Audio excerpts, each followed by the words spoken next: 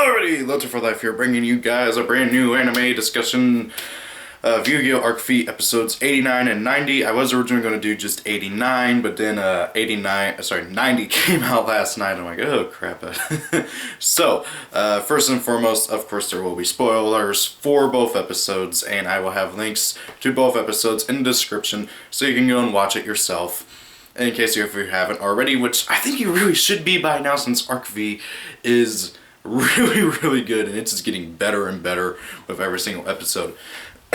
So, first and foremost, episode 89, I really liked this episode. It was really good. I really liked the duel between Tsukikage and the three Obelisk Force guys, and how Sora came in towards it, and that was really cool. I felt like that I know Sora said that didn't really make up for what he did to his brother, but I feel like he's getting there. It kind of is. So basically, yeah, that's towards the end of the episode. I basically skipped the whole episode. Basically, the Obelisk Force is attacking, and it is almost full-on war, and nobody in the city knows this because the majority of the city is in the Coliseum racetrack thingy, where, you know, the arena where the duels and the tournaments happen.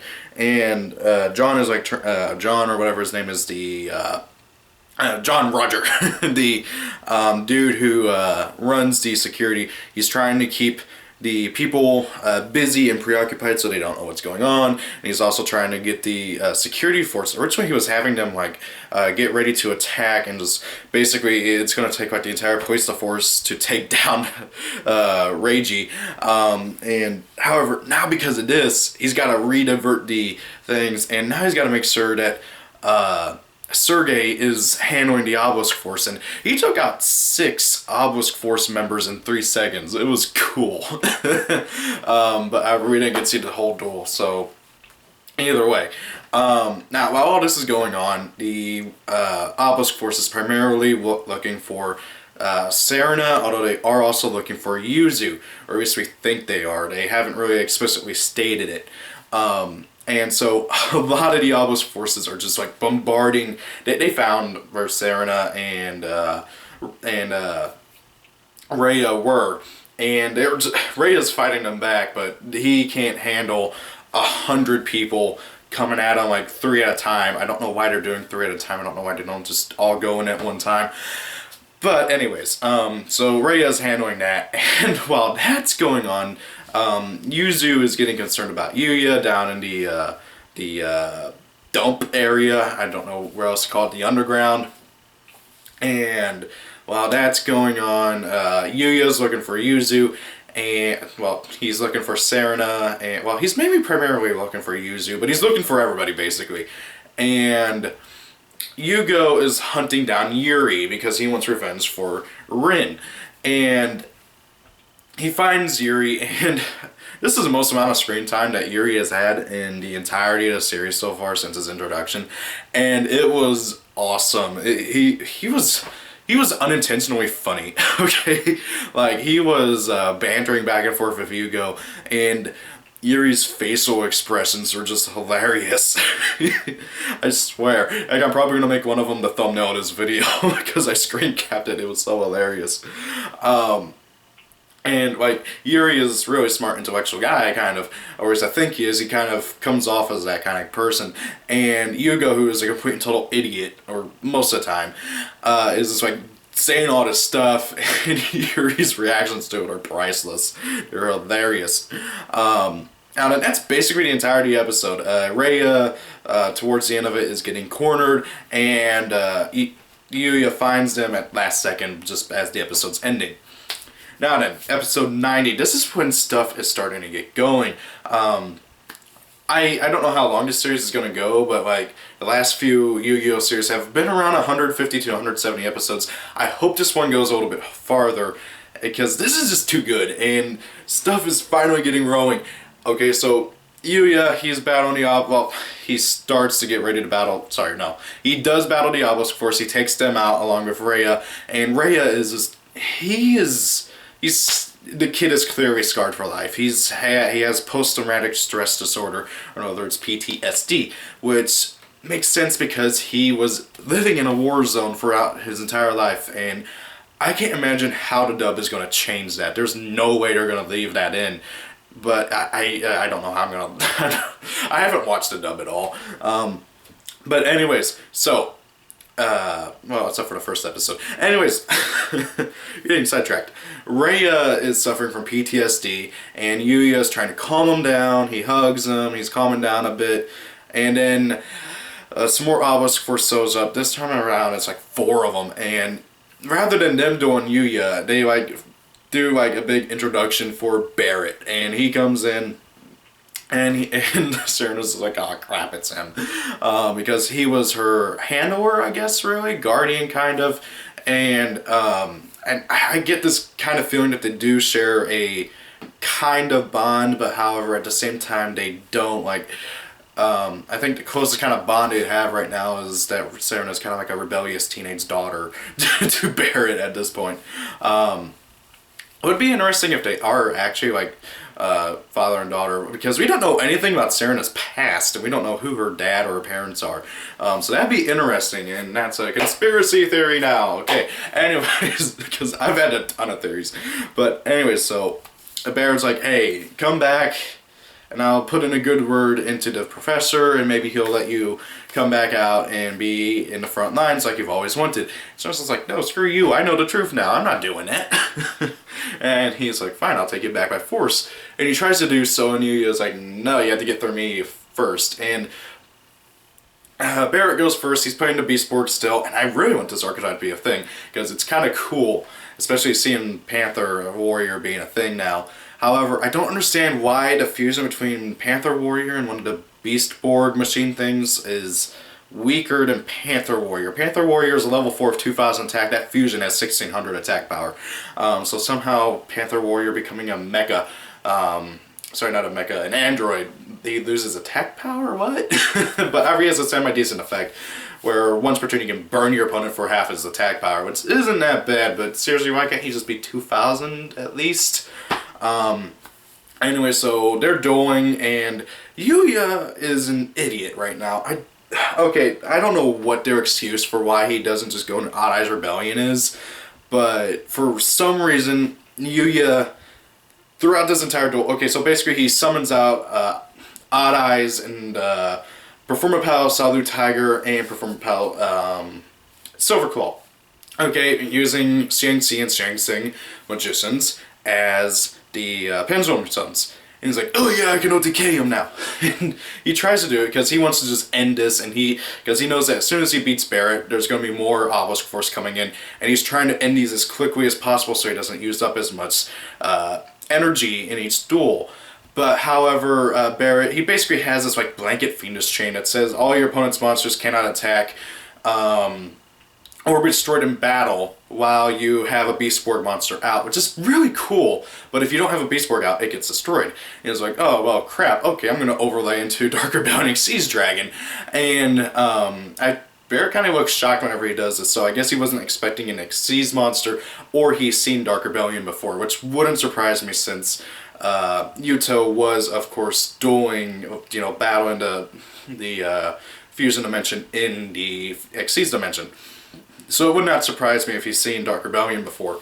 But he's like, oh, well, I'm going to activate this card. And it's basically a Fiendish chain for Xyz monsters. It says, like, once per turn, if you control a Beastborg monster, you can target a extract monster that your opponent controls. It cannot attack or activate its effects. And he was like, oh, crap, what am I going to do? And I'm here, like, just about to face desk, because it's so obvious what he can do. Xiang Magician, turn Dark Rebellion into a rank 7. Xiangqi Magician, turn him into a level 7. Overlay Odd Eyes Rebellion Dragon. Odd Eyes Rebellion Dragon's effect will activate upon summon, blowing up his opponent's monster, doing 1600 damage. Then that'll also destroy his trap cards. And then, oh hey, look at that, he can attack 3 times. Ooh, hey, that's game. But no, for some reason Yugioh doesn't do this. And he's so focused on trying to finish off his opponent, he doesn't think. And I noticed that he does this that he also did this when he was doing against Jack, where he was so focused on ending the duel as fast as possible that he doesn't think and he doesn't strategize. And I think this is more so a fault on Yugioh than like just the writers being lazy, because Yugioh, he can be an idiot sometimes, and right now I don't think he's thinking through everything, and I think he's forgot about Oddai's rebellion, which I hope not. But however, a lot of people are also saying that, especially due to the little clip for the next episode, that this is more than likely just trying to set it up so that all 4 Dimension Dragons will be out on the field at one time, because judging by the like trailer for the next episode, it looks like Yuri and Yugioh are going to show up at the same place where Barrett and Yuya and everybody else are, and they're going to duel, and we're going to get to see Star Venom versus Clearwing while Odd Eyes and Dark Rebellion are out as well, which will cause Yuya and probably the other 2 guys to go into a rage mode, which will be cool, and also looks like we'll finally get to see what Star Venom looks like. So, anyway, so yeah, that's what a lot of people are thinking, and it's a lazy excuse, yes, but still, at least we'll get to see something cool, potentially, next episode. But however, still, it's like frustrating. And all this time, Yuya has Smile World in his hand. He drew it, and he was like, well, crap, that's a good card, but not right now. And heck, if he were to go into Oddai's Rebellion, he'd be able to push in for even more damage, but no, he's not going to do that. Something tells me that Smile World is going to knock him and Yuri and Yugioh out of the Berserk mode that they're going to go into, or at least guessing going into the next episode. That's my guess, at least. Now then, while all this is going on, down in the trash compactor area, the underground, a full-on revolution is starting.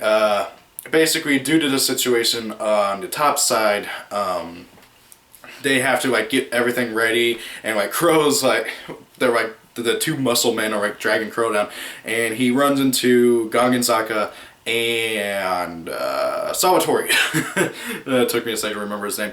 And he's like, hey guys, Yuya and his friend Sora said that things are getting pretty bad. Yeah, the Academia Academy is attacking, and they're like, oh crap. Okay, so they're like holding, okay, so Gangensaka and Salvatore were like lifting a big like pot, like steel beam, and it was basically all Gangensaka holding it. Salvatore was just kind of pretending to hold it, and so when Gangensaka lets go out of shock, it falls on top of Salvatore. I swear, I feel like that Salvatore at this point is there for nothing but comic relief, which if he is, it works perfectly because he gets quite a few laughs out of this episode. And so they're like, oh crap, and Shun overhears this, and he's like carrying a boombox, and I was half expecting him to like start playing it, because that would be cool. But however, he's like, oh well, if that's the case, he says, screw it, I'm done with this, and he starts karate chopping the guards everywhere, and it was awesome. We got to see some more of Metal Gear Shun in action. If you haven't seen that meme, it is hilarious. Somebody went and took one of these scenes where, I think it was the scene where he escaped out of prison, and like put like Metal Gear sounds everywhere in that. It was hilarious. If I can remember to find the video, I'll link it in the not in the comments, probably in the description, if it's still on YouTube. I doubt it though, but it would be awesome if it was. So yeah, they're all fighting now, and Tsukikage shows up. He tells everybody the situation as well, and basically they decide to split up and everything. Shun and Salvatore are going to try and get out. Gangensaka is to protect Yuzu, because more than likely the Obelisk Force is going to try and find their way into the underground, if they even know that the underground is there, and try and get Yuzu. And Tsukikage is, Shun and Salvatore are going to try and get to where Rhea and Yuya are and everybody. No, they don't know that Yuya is there protecting Rhea. They just think that Rhea is fending off the Obelisk Force by himself, and due to Selena still being drugged, she can't really help out. So while this is going on, Yuzu decides to try and get out of the underground, because she's really worried about Yuya, and she thinks something happened to him because her bracelet was shining, and she's kind of right about that. Then that's really it for Yuzu. I mean, Gangensaka finds her, and then they get split up whenever the riot springs out. And let's speak about this. So Shinji, who is a character that I still have mixed feelings about. On one hand, he's cool. On the other hand, he is a complete and total jerk. especially to Tsukikage and other people. Now then, with that being said though, Shinji, I do agree with what he's trying to do. And he finally gets his revolution started. As soon as like a lot of the guards go and try and stop Shun, who's just kicking everybody's butt, Shinji grabs a megaphone, tells everybody to grab some trash and use it as a weapon, and that they are getting out of there. And that's sure enough what they're doing. They start, like, they basically take over the place, and it's just really awesome. And Gallagher, or I think that's his name, the black dude who's very stereotypical. He got his like cronies, and they're like trying to capture Shun, Sawatori, and I think it was Tsukikage? I can't remember. It might have been Crow. And like they're in like a mine cart, and this is like my favorite part because it was just so hilarious. And they're like, yeah, we're gonna get you. And they literally just jump out of the way, and Gallagher and his cronies go straight into a electrified fence, which was hilarious. Now then, with that all being said though, this episode was awesome. Episode 90 was really, really good. Okay. Aside from my slight complaints with Yuya and him being an idiot and forgetting about Odd Eyes Rebellion Dragon, it was a really good episode overall, and I liked it a lot. I can't wait to see episode 91. It's going to be awesome. I think it's going to be awesome. We're finally going to get to see Yuri's deck theme, which is called the Predatory Plants, which I'm a little bit upset about. I was kind of hoping he'd be playing Venoms because Starve Venom Fusion Dragon. Heck, I was even getting ready to like do a theory video talking about how I could be playing Venoms, and then like just as soon as I got done recording it, I went on to Yugioh Organization, and there was the article about what Yuri's deck theme was, and it's Fusion Plant deck, which is going to be interesting, and I can't wait to see the design of Star Venom and see how it reflects that. Like, is he going to be plant-like? It looks much more like it's a snake-like, which is one of the big reasons why I thought he was going to be playing Venoms, because Star Venom is very snake-like in appearance from its aura. Like, we can't tell what it actually looks like on its skin and everything. So it's probably going to be, like, I'm guessing a giant vine or tree or something. It'd be kind of cool. Can't wait to see what it looks like. I kind of hope it looks like a little bit like Black Rose Dragon, just simply to kind of reference Black Rose Dragon. Just saying. Anyways, hope you guys enjoyed the video. Tell me what you guys thought about episodes 89 and 90, and tell me what you hope to see in episode 90. Thank you all for watching. Have a great day, guys. Peace out.